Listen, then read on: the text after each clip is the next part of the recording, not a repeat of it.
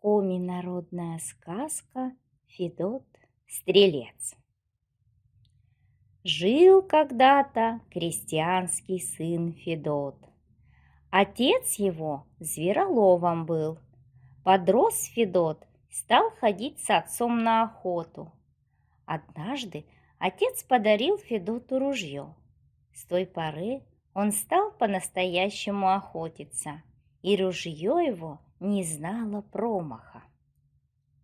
Пришло время идти на службу в стрелецкое войско, и говорит Федот отцу: «Батя, я это ружье возьму с собой». Отец головой покачал: «Эх, сынок, зачем же ты берешь ружье из дома? Разве не найдется пища ли для тебя на службе?» «А пусть, — говорит Федот, — мне свое дорого».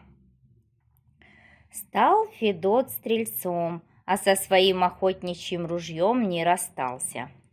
Ему говорят: «Что ж пришел со своим ружьем? Может, думал, что здесь нет пищи ли?» А Федот отвечает: «Сызмала уж я привык к своему ружью, и оставить его мне никак нельзя». Служил Федот 25 лет. Вот срок его кончился, и пошел Федот домой, а по дороге думает: «Служил я 25 лет, самому уж больше 40. Отец и мать, наверное, померли, и дома-то нет». Попалась ему в лесу избушка. Он там и поселился. Стал каждый день охотиться, птицу да зверя добивать, а в доме управлялась по хозяйству старуха-стряпуха. Вот наступил праздник, а Федот стал в лес собираться, и говорит ему стряпуха: «Не ходи сегодня на охоту, удачи не будет». «А у меня нет дня, в который бы удачи не было. Не буду и сегодня бездельничай. Пойду на охоту», — отвечает Федот.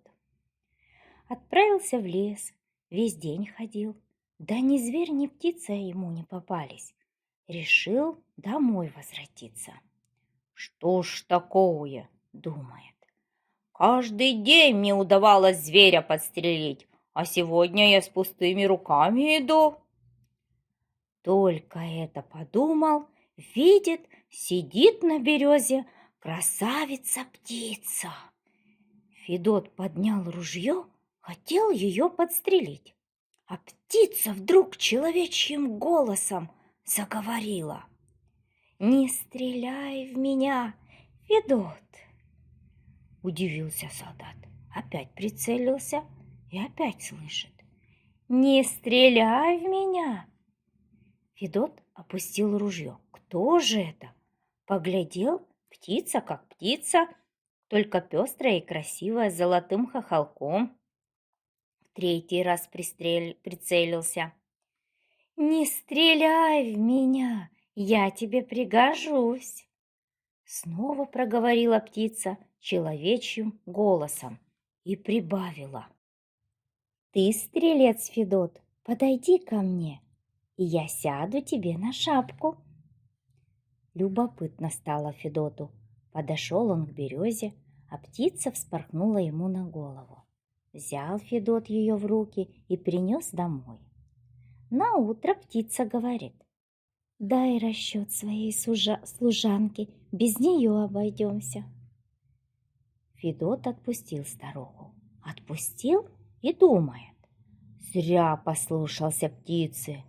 Служанка, конечно, злая и бестолковая, но все же она по хозяйству управлялась, обед готовила, белье стирала. А кто это станет делать теперь?» Вернулся Федот из лесу домой и диву дался. Не узнает своей избушки. Печка истоплена, обед сварен, пол вымыт, лавки покрыты кумачом, а стены цветной китайкой. Обед готов, белье выстирано, а птица летает по горнице и голосисто поет. Так каждый день пошло. И любопытно стало Федоту, узнать захотел, кто у него дома хозяйничает. Вот однажды он не пошел охотиться, спрятался и смотрит в щелку. Птица ударилась об пол и проговорила: «Была я птицей, стану красной девицей». И упали на пол радужные перья. Крылья сделались руками, вместо золотого хохолка на голове легла венцом золотая коса. Превратилась птица в девицу-красавицу. Глядит через щелку Федот, не наглядится. Не выдержал, вошел в избу. Испугалась девица, а потом объяснила: «Мне птичье платье еще 3 года носить. Этот зарок на меня матушкой наложен. Хочешь на мне жениться — женись, не хочешь — на волю улечу». Женился солдат на птице-девице. Ночью она женщина, а днем птица. Как только прошло 3 года, сбросила она с себя навсегда птичье платье и сказала Федоту: «Вот тебе горсть серебра, ты сходи и купи в лавке разноцветного шелку». Федот взял деньги, купил шелку и принес жене. Жена шелк смотала в клубок. Наутро Федот проснулся, а на столе лежит шелковая скатерть. Вытканы на ней цветы, деревья, синие моря и красная заря. «Ты, — говорит ему жена, — отнеси это на базар и продай, цена особой не назначай, кто что даст, зато и продай». Федот пошел на базар и стал носить скатерть да похваливать свой товар. «Что ж ты продаешь?» — спрашивают у него люди. «А вот скатерть продаю». «А сколько же она стоит?» «А кто сколько даст?» Много народу собралось вокруг Федота. Один покупатель предлагает за скатерть 100 целковых, второй — 200, другие цены набивают. До 5000 поднялась цена. Как раз тут проходил царский казначей. Остановился, осмотрел скатерть и говорит, что стоит она не 5, а 6000 целковых. Взял он скатерть, дал Федоту деньги и ушел во дворец. Показал скатерть царю. И узнал царь, что жена Федота Стрельца умеет красивые скатерти ткать. На скатерти все показано, что в этой стороне есть. Вот царь и говорит: «Сходи к Федоту и прикажи его жене выткать еще одну такую скатерть». Явился казначей к Федоту, увидел его жену и ничего не мог сказать. Загляделся на ее красоту. Вернулся к царю и поведал ему, какая красавица жена у Федота Стрельца.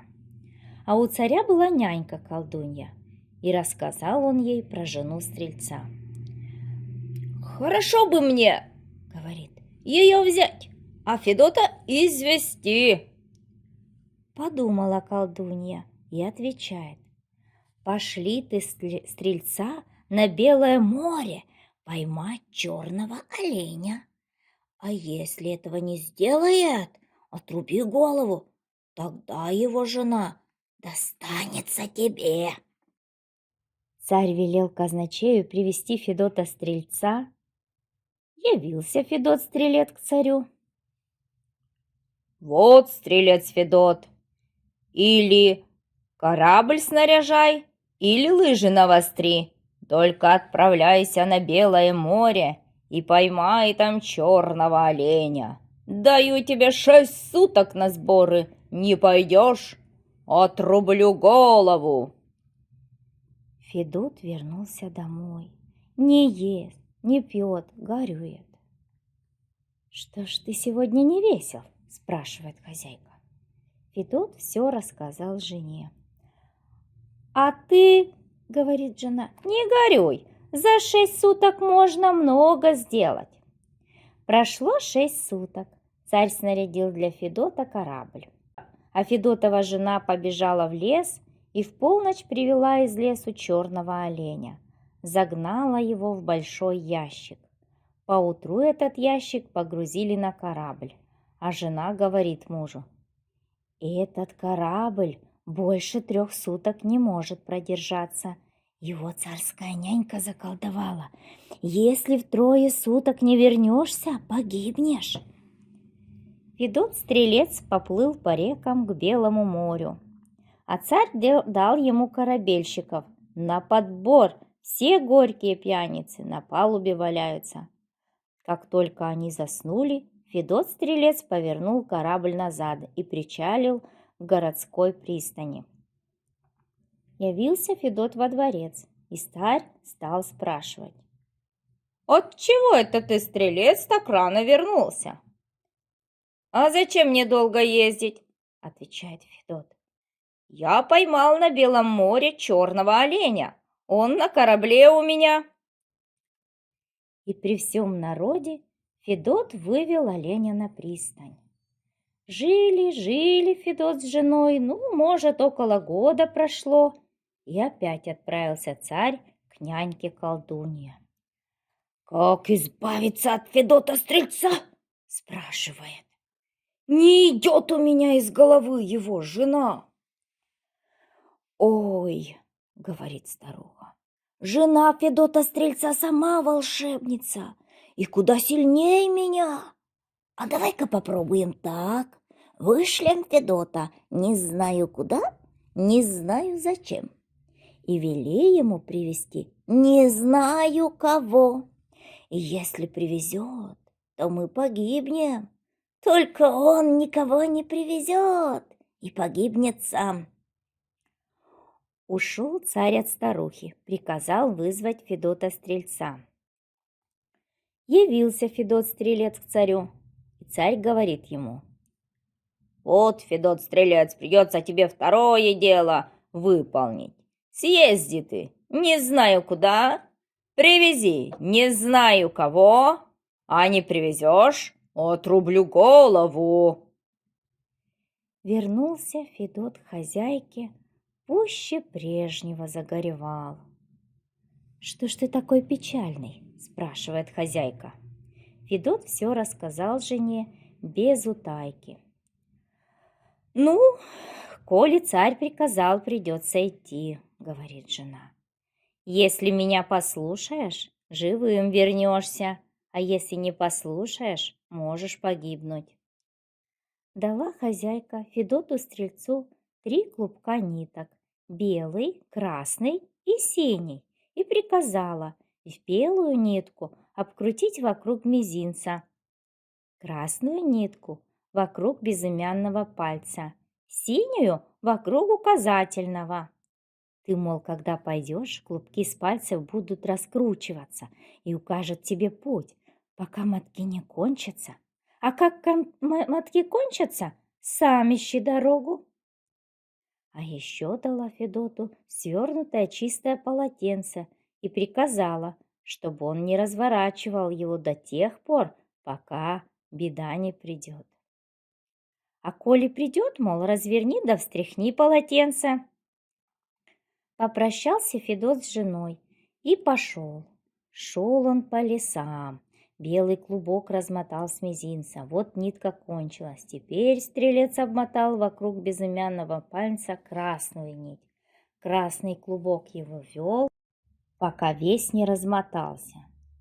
Он взял синий клубок, а как кончилась синяя нить, увидел Федот в лесу большой каменный дом.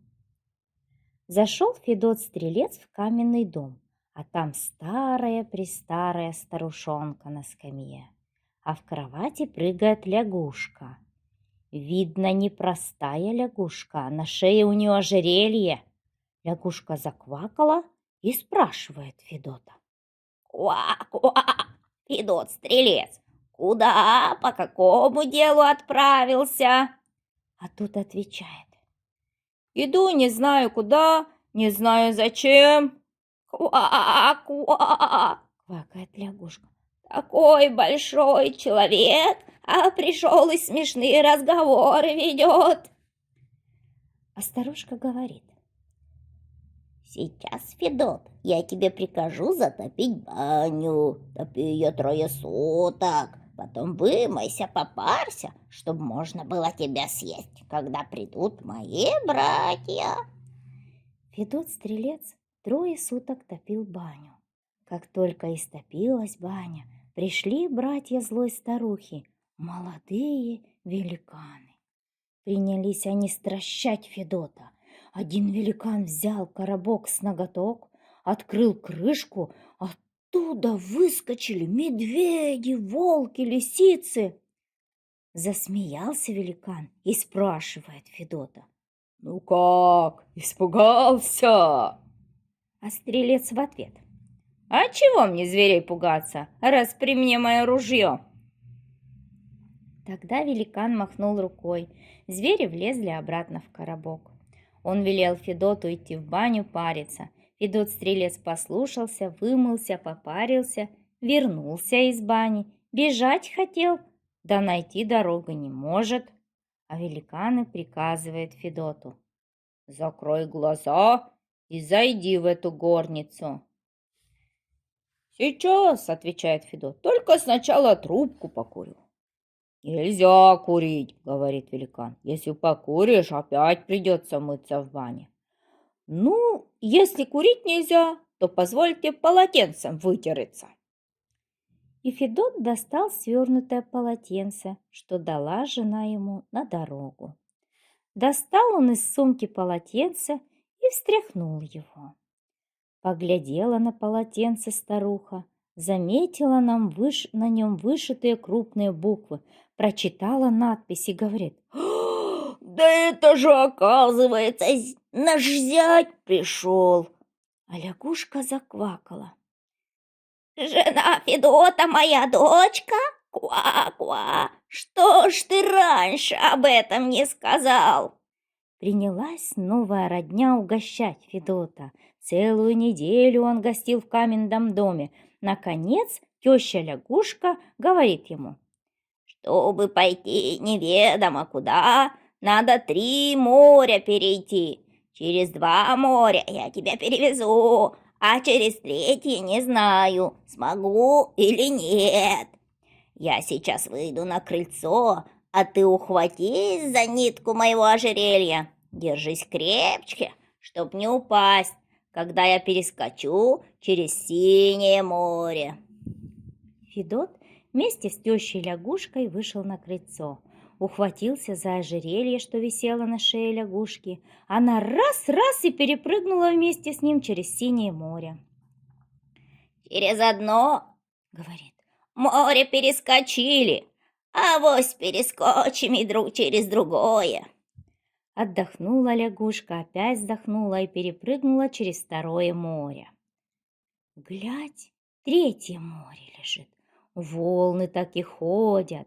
Испугалась теща-лягушка, принялась просить зятя Федота: коль перепрыгнет она и помрет на берегу, то пусть он на нее мертвую ногой 1, 2, 3 подкинет землицу и дальше идет. Доберешься ты до того лужка, где гуляют 12 молодцев, — заквакала лягушка. Ты мне показывайся, ничего не говори, только смотри и слушай. Они скажут: «Мат-разум, нам надо обедать». И сразу неведомо кто ответит: «Ладно, ладно, еда готова».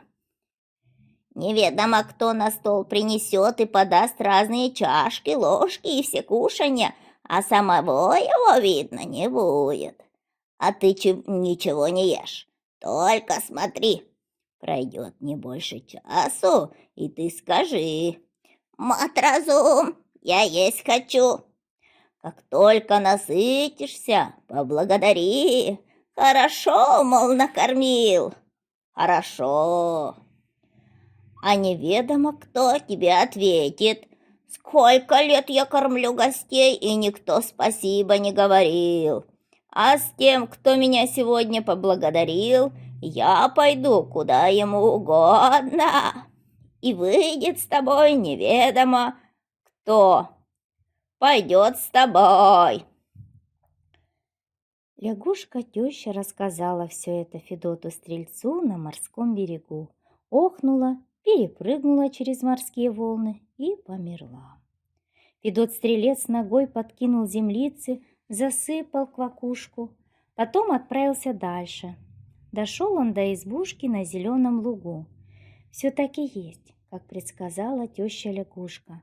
По зеленому лугу гуляют 12 молодцев.